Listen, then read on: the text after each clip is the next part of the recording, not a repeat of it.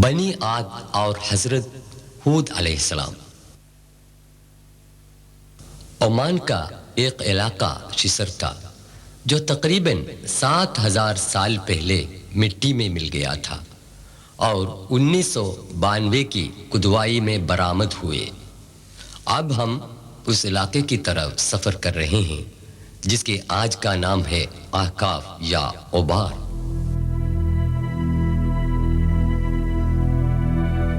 یہ ہے عمان کا شہر سلالہ۔ یہاں سے 172 کلومیٹر ریگستان سے سفر کرنے پر اوبار پہنچتے ہیں۔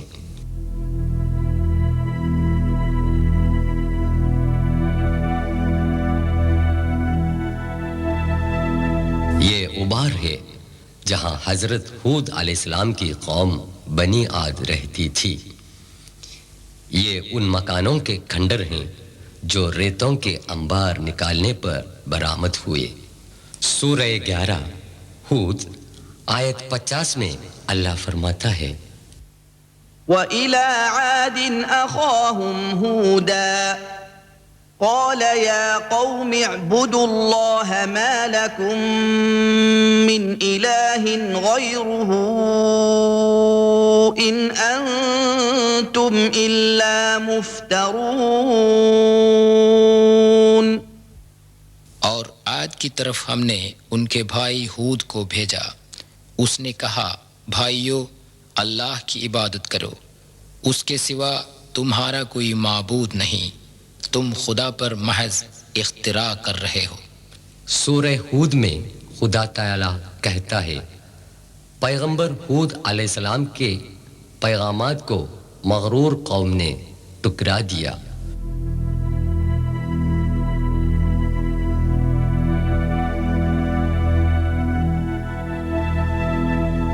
بنی عاد کو خدا تعالی نے پانی سے مالا مال کیا۔ یہ اس زمانے کا ایک کنواں ہے جس میں آج بھی پانی بھرا ہوا ہے۔ سورہ 89 الفجر آیات 6، 7 اور 8 میں اللہ فرماتا ہے أَلَمْ تَرَ كَيْفَ فَعَلَ رَبُّكَ بِعَادٍ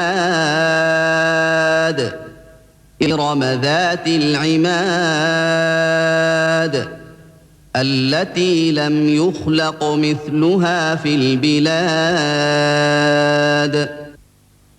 کیا تم نے کبھی نہ دیکھا کہ تمہارے رب نے عاد کے ساتھ کیسا کیا؟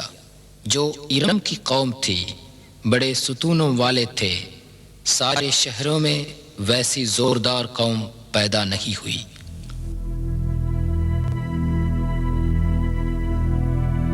ان کے ستونوں کے یہ کھنڈر ہیں۔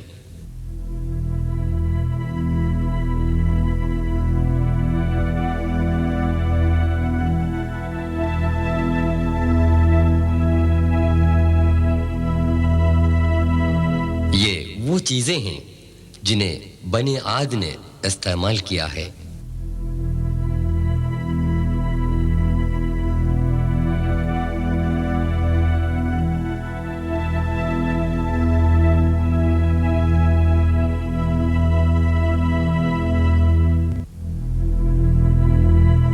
سکے جات جو پتھر سے بنائے گئے۔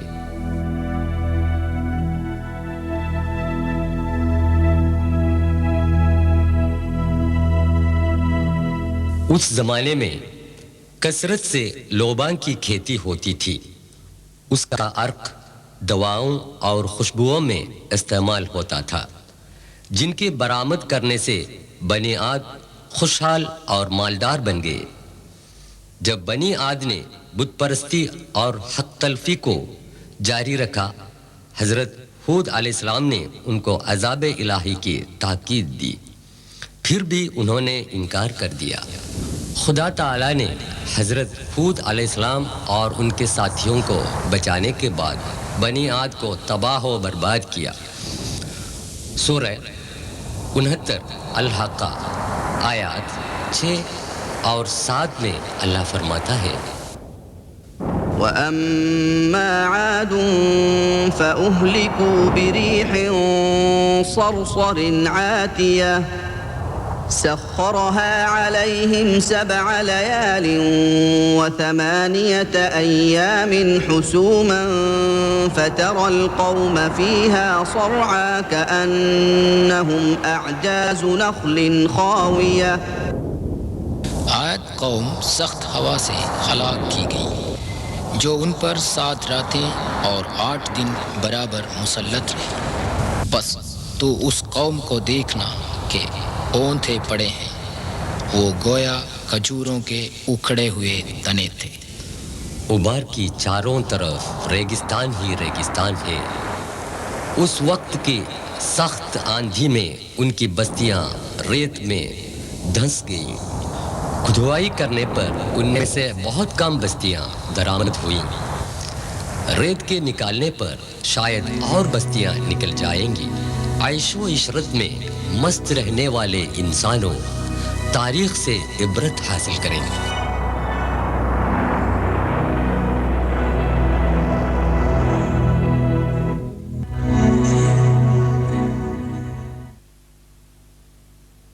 حضرت صالح علیہ السلام اور قبیلہ تھمود.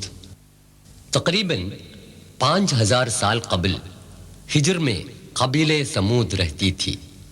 خدا تعالی نے ان لوگوں کے لیے حضرت صالح علیہ السلام کو پیغمبر بنا کر بھیجا.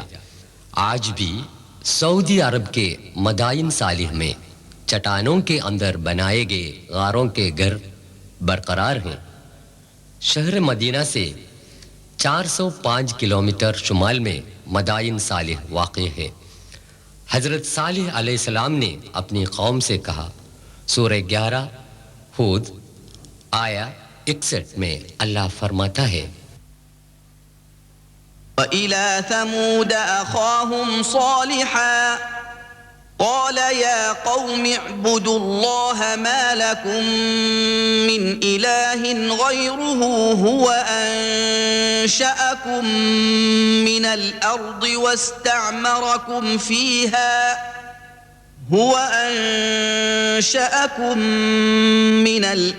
واستعمركم فيها فاستغفروه ثم توبوا إليه إن ربي قريب مجيب. ہم نے سمودیوں کی طرف ان کے بھائی صالح کو بھیجا. اس نے کہا: بھائیو، اللہ کی عبادت کرو، اس کے سوا تمہارا کوئی معبود نہیں. اس نے تم کو زمین سے پیدا کر کے آباد کیا، پھر تم اس سے بخشش مانگو، پھر اس کی طرف رجوع کرو. یقیناً میرا پروردگار قریب ہے اور قبول کرنے والا ہے. سورہ 15 الحجر آیا 82. وَكَانُوا يَنْحِتُونَ مِنَ الْجِبَالِ بُيُوتًا آمِنِينَ. وہ پہاڑوں کو تراش کر اطمینان کے ساتھ گھر بنا لیتے تھے. قرآن سورہ 89 آیے 9 میں اللہ فرماتا ہے: وَثَمُودَ الَّذِينَ جَابُوا الصَّخْرَ بِالْوَادِ. قوم سمود کو بھی تباہ کر دیا جنہوں نے وادیوں میں پتھروں کو کھود کر گھر بنائے تھے.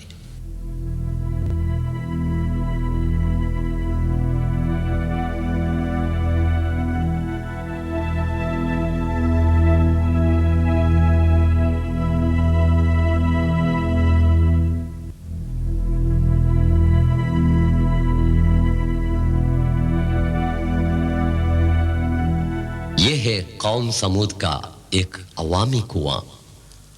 حضرت صلی اللہ علیہ وسلم اپنے صحابہ کرام کے ساتھ تبوک کی طرف سفر کرتے ہوئے اس علاقے سے گزرے تھے. حضور صلی اللہ علیہ وسلم نے ان کو یاد دلایا تھا یہ وہ جگہ ہے جہاں پر عذاب الہی نازل ہوا تھا. ایک ہال جو عام تقریبات کے لیے استعمال کرتا تھا. العلا میوزیم میں قبیلہ سمود کے برتن. اس ملک میں کنڈوں کے 9 گروہ تھے. بت پرستی، لوٹ کھسوٹ، ظلم و فساد ہو گئیں۔ خدا عز و جل نے ایک عجیب و غریب اونٹنی کو پیدا کر کے ان کی طرف بھیجا اور ان کو حکم دیا کہ اس اونٹنی کو نہ ستایا جائے۔ یہ وہ جگہ ہے جہاں خدا کی اونٹنی پانی پیا کرتی تھی۔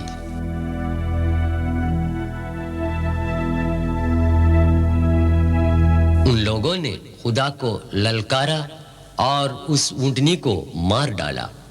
وہ ذلیل کام اس جگہ سے کیا تھا۔ صبح تڑکے انہیں خدا کی طرف سے سزا ملی۔ سورہ 11 خود 59 میں اللہ فرماتا ہے وَأَخَذَ الَّذِينَ ظَلَمُوا الصَّيْحَةُ فَأَصْبَحُوا فِي دِيَارِهِمْ جَاثِمِينَ۔ ان ظالموں کو ہولناک آواز نے پکڑ لیا، وہ صبح کو اپنے گھروں کے اندر اونتھے پڑے رہ گئے ہیں۔ یہ تاریخی واقعہ بیان کرتے ہوئے العلا میوزیم کے ڈائریکٹر موجود تاريخ الحيواني موجود. يسمون ممكن هذا الصيحة زلزلت هذا المكان عندنا؟ هذا زلزلة أنت لو أتيت إلى الخريبة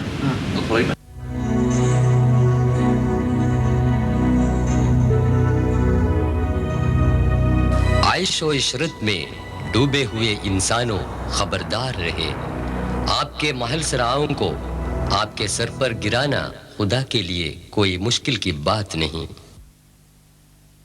جنوبی سینا میں صالح علیہ السلام کی قبر کا منظر، ابراہیم علیہ السلام، شہر الناصریہ عراق میں بغداد سے 400 کلومیٹر فاصلے پر دریائے فرات کے کنارے واقع ہے۔ حضرت ابراہیم علیہ السلام کا وطن بابل کا اور ہے جو یہاں سے 15 کلومیٹر دوری پر ہے۔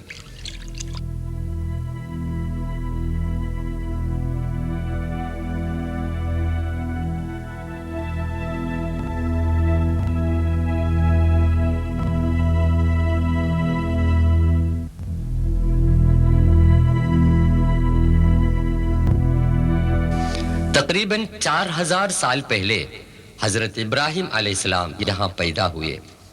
خلیل اللہ ابراہیم علیہ السلام کے ایمان کی پختگی اور ایثار و قربانی کا ذکر کئی مرتبہ آیا ہے۔ یہ حضرت ابراہیم علیہ السلام کا مکان ہے۔ قرآن شریف میں 69 موقعوں پر ان کا نام آیا ہے۔ حضرت ابراہیم علیہ السلام کی قوم چاند کی دیوتا کو اور کا رکھوالا سمجھتی تھی۔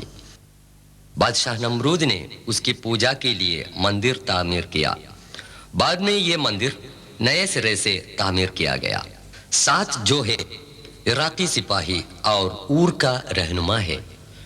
ابراہیم علیہ السلام نے اپنے والد بادشاہ نمرود اور اپنی قوم کو بت پرستی کی بے عقلی سے آگاہ کیا، جو قریب 5000 دیوی دیوتاؤں کی پوجا کرتے تھے۔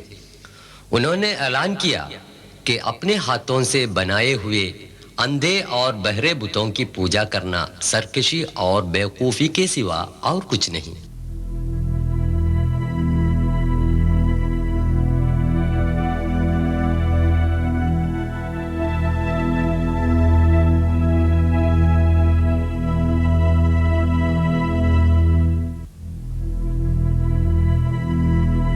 قصر نمرود کی بنیاد تقریباً 38 میٹر لمبے چوڑے اس محل میں کئی کمرے تھے۔ انہوں نے بتوں کو بے جان ثابت کرنے کے لیے ایک تدبیر کی۔ ان بتوں میں سے چندوں کو توڑ پھوڑ کر بڑے بت کے گلے پر کلہاڑی لٹکا دی۔ اس الزام میں بادشاہ نے فیصلہ کیا کہ ابراہیم کو آگ کے الاؤ میں پھینک دے۔ خلیل خدا حضرت ابراہیم علیہ السلام کو بے دردانہ آگ میں پھینک دیا کہ انہوں نے کھلم کھلا یہ اعلان کیا تھا سوائے رب العالمین کے کوئی معبود نہیں۔ خدا کا کرنا دیکھیے، اس نے آگ کی جلانے کی طاقت کو مٹا دیا۔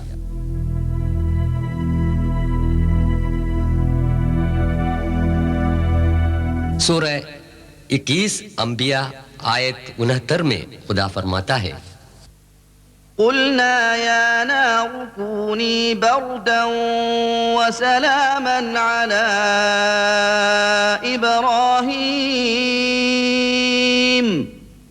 وأرادوا به كيدا فجعلناهم الأخسرين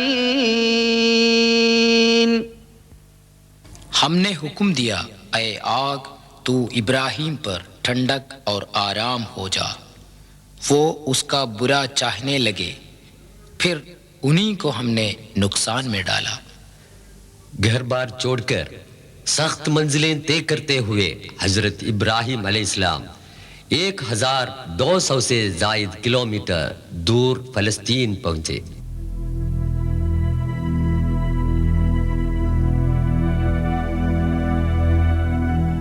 یہ الخلیل کے نام سے مشہور ہے، ہبرون۔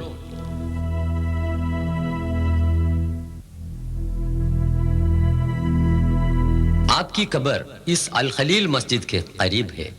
ارشاد الہی کے مطابق پیری میں پیدا ہوئے ننھے بچے اور بیوی ہاجرہ کو 1500 کلومیٹر دور ملک عرب کے سنسان علاقہ مکہ میں چھوڑ کر فلسطین واپس آئے۔ مکہ کی خوش وادی میں پانی کی تلاش میں صفا مروہ کے درمیان بیوی ہاجرہ بھاگی پھری۔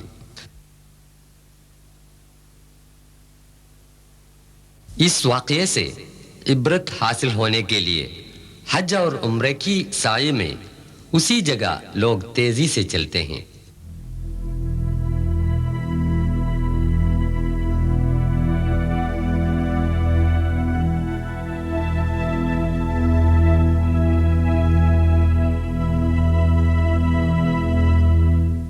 مکے کی ویران وادی میں وہ ننھا سا بچہ پیاس کے مارے پاؤں مار مار کر رونے لگا تو وہیں سے ایک چشمہ پھوٹ نکلا۔ یہ ہے آب زمزم، ریگستان کا ایک عجیب و غریب چشمہ جو 4000 سال کے بعد بھی قائم و دائم ہے۔ خدا کا عجیب کرشمہ دیکھیے کہ یہ چشمہ لاکھوں انسانوں کے برابر استعمال سے بھی سوکھا نہیں گیا۔ یہ مکہ کے باشندوں اور زائران کعبہ کے لیے خدائے جل و شانہ کی طرف سے ایک انمول تحفہ ہے۔ صاحبزادہ اسماعیل پلے بڑھے۔ خدا تعالیٰ نے حضرت ابراہیم علیہ السلام کو حکم دیا کہ بیٹے اسماعیل کو ذبح کرے۔ حکم الہی کی تعمیل کے واسطے وہ پھر فلسطین سے مکہ میں آئے۔ باپ بیٹے کو لے کر مینا پہنچا تو ملعون شیطان نے اس مہم سے باز لانے کی کوشش کی۔ اسی جگہ پر ابراہیم علیہ السلام نے شیطان کی طرف پتھر پھینکا تھا۔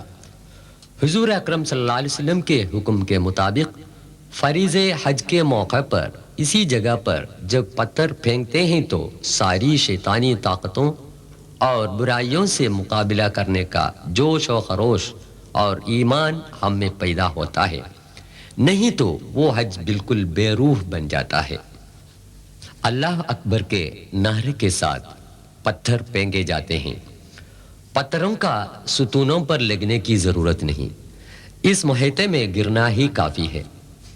پتھر پھینکنے سے حاجی لوگ یہ قسم کھاتے ہیں کہ خدا کی مرضی سے بٹ کر اور کچھ نہیں۔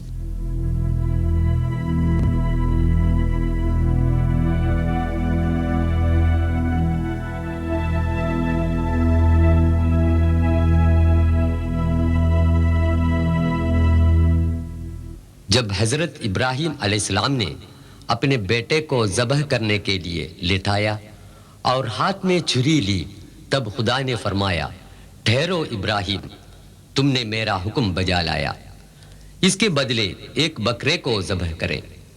خدا کی راہ میں سب کچھ قربان کرنے کی آمادگی ہی اس کا مقصد ہے۔ جب بیٹا بڑا ہو گیا تو خدا کا حکم ہوا کہ دونوں مل کر پرانی بنیاد پر خانہ کعبہ کی تعمیر کریں۔ مسلمانان عالم کے اس روحانی مرکز کعبہ شریف کا طواف کرنا حج اور عمرہ میں فرض ہے۔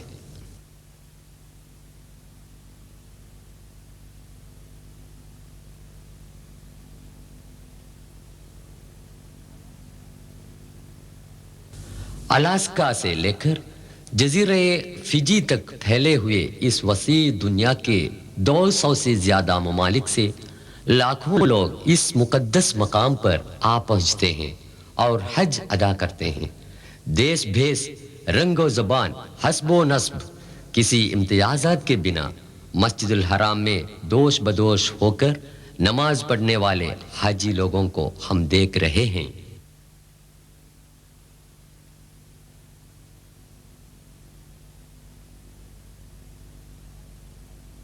حضرت لوط علیہ السلام اور بحر الموت۔